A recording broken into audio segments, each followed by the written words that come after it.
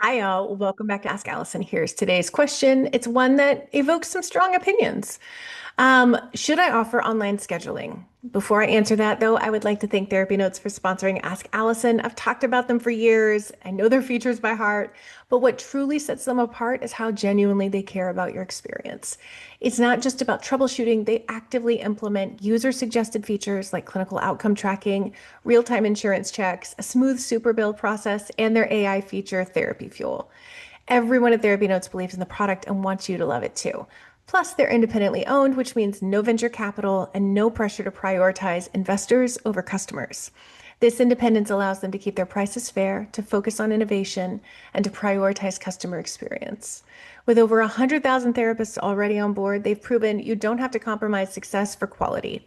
If you're ready to see for yourself, you can get 2 free months with the code ABUNDANT at therapynotes.com. Okay, so to the question, should I offer online scheduling? My answer is yes, with an asterisk. So let's start with the good stuff because there's a lot of it. Online scheduling can be a really huge win for you and your clients. It saves you from all that unnecessary back and forth. No more, are you free at Wednesday at 3? Followed by a response 2 days later saying, no, what about Thursday at 10? Followed by another delay. And then somebody forgets to reply and the thread disappears into the inbox abyss. You know how this goes. When clients can go online and grab a time that works for them, it's just easier. So, like for everybody involved, there's no phone tag, no mental load of remembering to follow up, no half written drafts waiting in your inbox. It's like done, scheduled, you move on with your day. But let's talk about the asterisks. Because while online scheduling can be amazing, I don't recommend it across the board. If your calendar is pretty empty, like fewer than 50% of your slots are filled, I would hold off. And here's why. When somebody clicks on your online scheduler and sees that you've got wide open availability all day, every day, it can raise some questions. Not because you're not excellent, you are, but because we're wired as humans. We associate scarcity with value. And when there's too much availability, especially for a therapist, it can accidentally signal, well, maybe they're not that in demand, which may or may not be true, but that perception piece is really real. So if you're just starting out or you're really rebuilding your caseload, I'd wait until you're at least halfway full. Or if you want to ease in, limit what shows up. Some platforms let you only display select times or require requests instead of automatic booking, which also can give you more control. And that brings me to something I really like. Platforms like Therapy Notes allow clients to request a time rather than book it outright. And that's a really beautiful middle ground. And that matters because sometimes you know things about your clients that your calendar doesn't. Like maybe you're an in-person therapist and you've got two clients who absolutely cannot see each other. Maybe two coworkers who don't know they're both in therapy with you, or two teenagers from the same math class.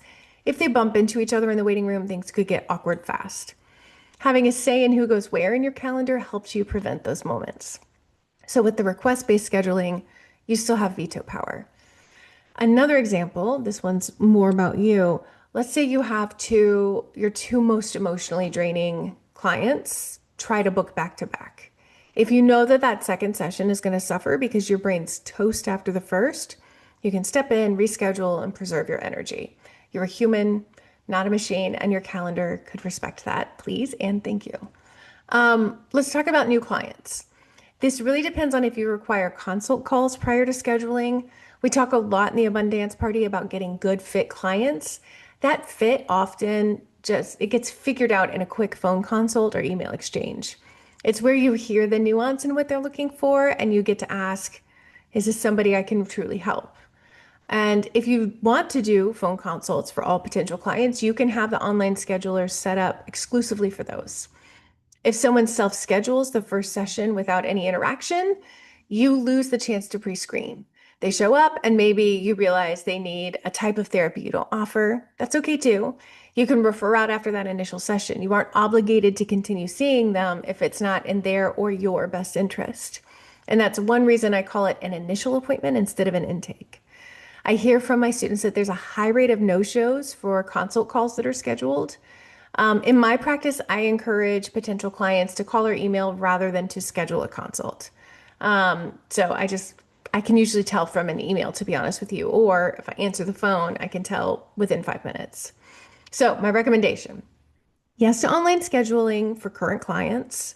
Yes, once your caseload is more than half full. Yes, if you're using a platform that gives you control, like time request approvals or limited visibility. Consider what types of scheduling new clients can access, just consult calls versus full sessions. And remember, it's not a forever decision. You can turn online scheduling off and on. You can adjust who sees what. You get to experiment, decide what works for you at this stage in your practice. So let's talk systems for a second. You know, I love a system. Online scheduling, when it's done right, is really efficient. It frees you up to focus on clinical work instead of logistics. It reduces missed appointments. It helps your clients take ownership of their schedules. And when you pair it with good calendar hygiene, it's perfect. Speaking of which, this week's free worksheet is all about scheduling. It walks you through how to set up your ideal week, what to include in your availability, a few sneaky things people often forget, like admin time, actual lunch breaks, those transition buffers we all need. If you want that worksheet, you can DM me the word sheets on social and I'll send you that one and a link to all the previous worksheets from the Ask Allison series. If you're listening on the podcast, you can just find that link on the show notes. If you're feeling like your systems are a mess or you're struggling to get those first clients through the door, come on and join us in the Abundance Party. We've got all the templates, scripts, trainings, coaching you need to make your practice actually work for you and your life. All right, thanks for hanging out. I will see you next week on Ask Allison.